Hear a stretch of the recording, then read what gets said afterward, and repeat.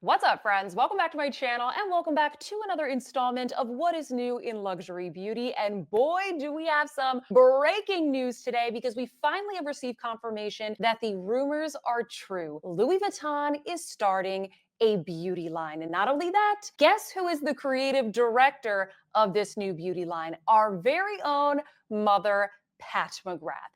How do we feel about this? Are we excited for this beauty line? Are we excited about the news of Pat McGrath as creative director? What does this mean for the Pat McGrath brand? We're going to be getting into it today. And if you are new, hi, my name is Sophia, and this is my channel that is all about luxury beauty and accessible luxury style. I upload new videos every single week, and I also live stream every single Wednesday at 8 p.m. Eastern. And in fact, this video is being live streamed in front of a live digital audience. So not only are you going to hear all of my thoughts and opinions and all the details about this new Louis Vuitton beauty line, but you're also going to hear the thoughts, emotions, and reactions of our Sophia Sees Beauty community. So let's get into it. If you like this video, please don't forget to give it a thumbs up and subscribe. Let's chat about Louis Vuitton Beaute. All right, let me boot up the Louis Vuitton website, guys. This is what we are seeing. Take a look at mother there in front of that absolutely breathtaking beauty trunk. You guys are funny. Holly says beauty alarms going off. Yes, we are so excited about this. And I will say, if you've been following me, then you already knew this was coming. We've been talking about Louis Vuitton Beaute for maybe not a full year, but at least for like 6 to 9 months, okay? We knew this was coming. We knew they were going to be starting probably with lipsticks, but we had no idea that Pat McGrath was going to be running this. I'm very excited about this. There's really not much here, by the way, in terms of like what it says on the website. It just shows Pat, she's in front of this like ridiculous beauty vanity. If you're familiar with Louis Vuitton, the thing that started the brand is the trunks. Like Louis Vuitton learned how to be a trunk maker. That's kind of why they have that there. It says Louis Vuitton embarks on a new journey with the launch of La Beaute Louis Vuitton, welcoming Dame Pat McGrath as cosmetics creative director. It says the globally acclaimed makeup artist lends her unparalleled vision and expertise to crafting a beauty experience that extends beyond products, continuing her long-standing partnership with the house. With the debut of La Beaute Louis Vuitton, a new dimension of the house emerges, broadening Louis Vuitton's vision while honoring a pursuit of creative excellence. So I want to point out, and maybe this is obvious, but I do want to point out that this is not the first time that Pat McGrath has worked with Louis Vuitton. She does makeup for their runway shows. Like she does a lot of runway shows. She's a very busy lady. She does a lot of like editorial stuff, runway. I'm sure you guys have seen a lot of her creations. So she's worked with them before. As many of you guys know, I'll show you here, Louis Vuitton does have fragrances. They have fragrances, but they don't have color cosmetics. You can see right here some of their fragrances. You can get an idea of the packaging. And then I also just wanted to point out, they do have things like this, like these travel fragrance cases. And I do think that this is going to be a little bit of probably what we're going to see from the brand. I would expect lipstick cases and accessories just like this, kind of like what Celine Beauty has started to do. I think this is kind of like the vibe. So this is the Murakami one, by the way. I was so tempted to get this one, but I didn't. I love the look of these. I don't even have a Louis Vuitton fragrance. I just want this to like display in my beauty room. Amit says, must have, take my money, game over. Jessica says, Nicolas Guesquier plus PMG equals magic. I will quickly just kind of show you guys here. I'm going to read a little excerpt so we can get upfront some of the details of what's going to be launching here. I am reading from Amit Beauty Talk here on Instagram. Definitely give her a follow. I'll have her handle linked down below. It says Louis Vuitton and Pat McGrath have teamed up to create 55 lipsticks. That's a lot. 10 lip balms, and what I'm actually excited for, because I wasn't expecting this, 8 eye palettes for La Beaute Louis Vuitton with Pat McGrath as the house's first cosmetics creative director. The initial product launch will merge the fashion house's signature trunk style with the makeup theme and packaging. See, I really think they're going to go for like this trunk kind of theme. I think they're going to lay heavy into the embossing, the Louis Vuitton monogram. You know, a lot of people, myself included, we like a logo, okay? If I'm gonna spend money on a Louis Vuitton lipstick, it better be embossed with the monogram print. It better, okay? And I'm hoping that the eyeshadows as well are like embossed. I just hope that they do all the things as it comes to the packaging. It also says here, Vuitton chairman and CEO Pietro Beccari said unique packaging, carrying cases, and more will become part of what is billing as a lifestyle beauty experience that extends beyond product. That's interesting. We're going to come back to that in a second. As with its introduction of perfume in 2016, Vuitton is directly controlling production and distribution only through its global network of stores. That's interesting. We're going to have to break all this down. We're going to go through each of these little sentences bit by bit because there's a lot to talk about here. He says, every category that we enter, we try and do it in the best way. Maybe not every category, okay? Explaining the choice of McGrath, one of the most celebrated makeup artists in the world and one who shares Vuitton's devotion to the highest levels of quality, execution, and innovation. 4 years of research and development went into the initial lip and eye colors. The actual lipsticks, balms, and eyeshadows have still not been released. So I don't have the actual makeup to show you guys today. Hasn't been released. They're going to be released in the fall. And so if we get any sneak peeks, you know that you will hear it here first. Yeah, as I get more information, we will be looking at them in these live streams, which we do weekly every single Wednesday at 8 p.m. Eastern. So make sure you subscribe and you join us for the party every single week. These are going to be coming out in the fall. So maybe by summertime, we will know a little bit more about them. So there's a lot to talk about here. Hold on, actually, let's take a look at these photos. So we have some interesting trunk action here. There's some brushes. Ooh, so mysterious. See, I think this is going to be the vibe, the embossing. We got Pat here in front of the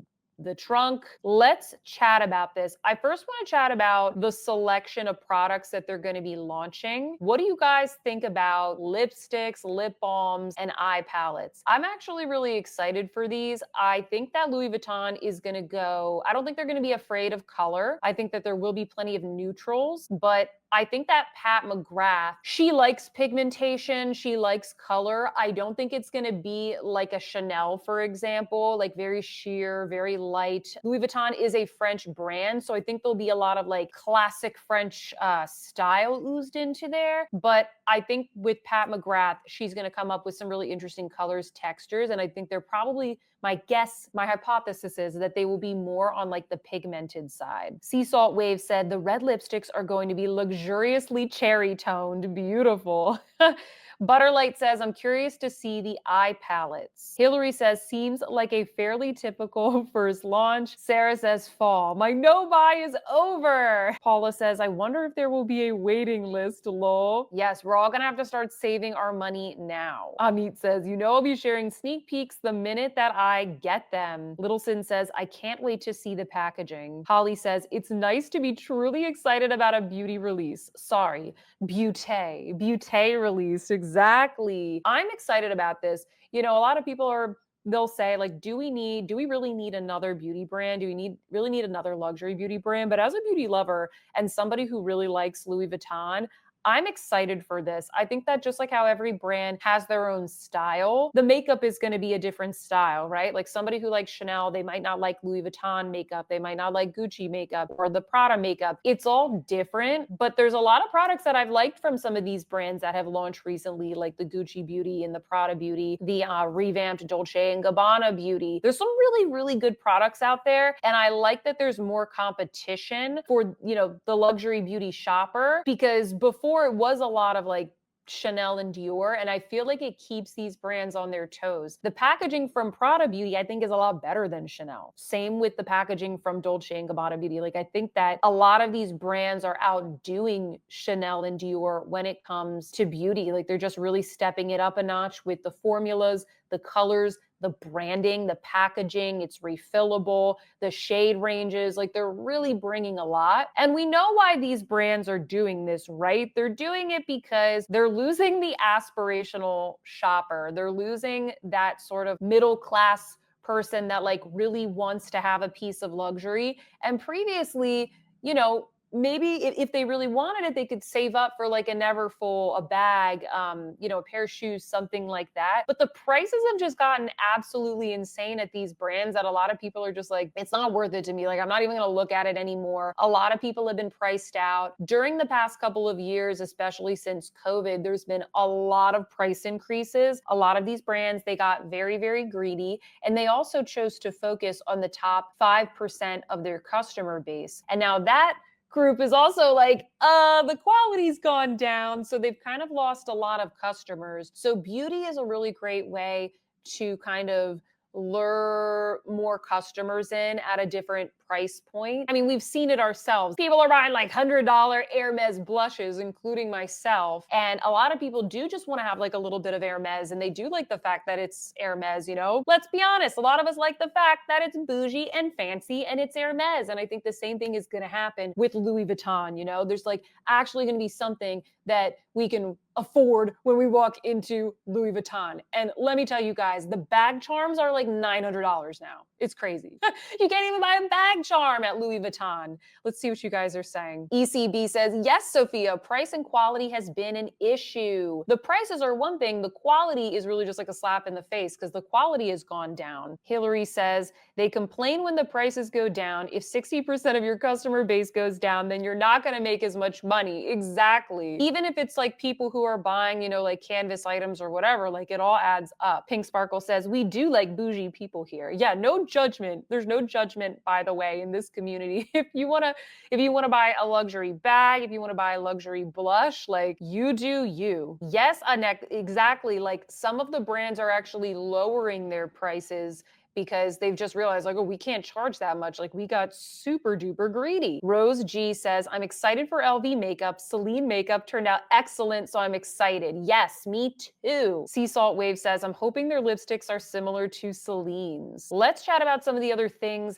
that were mentioned in the post. Okay, so we're excited about the categories. Seems pretty typical, right? I think that lipsticks, it seems like most of the brands launch with lipsticks, but I like that they're coming out with some eye palettes as well. Here's something interesting that the chairman said. He said, lifestyle beauty experience that extends beyond product. What do you guys think that means? Because what we are seeing from a lot of these brands, going off of what I just said, you know, a lot of customers, including the very wealthy, like top 5%, you know, very important clients, they aren't buying as many of the products. Like a lot of people are focusing on experiences. And that's why we're seeing a lot of brands open up cafes. I live in Dallas and we just had a Dior cafe open up. And it is like a full sit down restaurant with a acclaimed chef as far as I know. Louis Vuitton just had a new restaurant experience open up in New York City.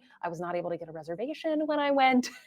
A lot of these brands, they are opening up restaurants, they're opening up hotels, they're opening up spa experiences or like standalone spas for people who maybe have money to spend or they are just focusing on experiences. This is another way for the brand to kind of, you know, leverage their identity and obviously make money off of us. So I'm curious to hear what you guys think. What do you think is the lifestyle beauty experience that extends beyond the beauty product? What do you think they're going to do? Do you think they're going to have like events and experiences in store? Do you think they're going to have like spas? I think they're probably going to launch skincare. What do you guys think? ECB says, Dior Cafe, Sophia, you're so lucky. Caleb says, Dior Cafe, Chicago gets nothing. You guys are just gonna have to come visit. Me Too says, yes, cafes and experiences are the new fun. Kia says, the user experience has to be next level to create ongoing interest. Agreed. Paula says, a spa. Justine says, it should be the total package. I buy a lot of Dior because of the experience of the unboxing. That's a great point. So it's all about the experience of the packaging, not just the component, but also like the box that it comes in. When you get something from the Dior website, it is in totally different packaging than like if you were to buy it from Nordstrom, for example. It is a lot more luxurious. Nitu says, I think skincare is next. Jessica says, I think it's because there are so many luxury choices to pick from. They have to be innovative. Osteria Gucci in Los Angeles is really popular. I haven't been, but my friends love it. Yes. I mean, I like the experiences. It's obviously like the food is very overpriced. Like I went to the Dior Cafe in Miami. My sister still laughs at me for it because she very kindly came with me, and it's like the most overpriced yogurt parfaits and coffees. But it's like, hey, it's fun. You're in like a little Dior garden. Your coffee says Dior. Like it's a fun experience. Not something I would do every week, but it's fun. Okay. It's fun. And you get to maybe go check out the, Dior stuff afterwards in the boutique. Holly says experiences are the new diamond rings. I love the idea of memories instead of a bag.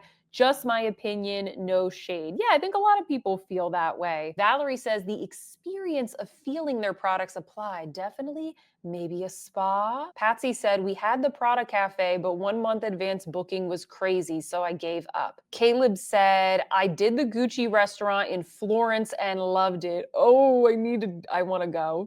Denise said we just got a Denny's in my neighborhood.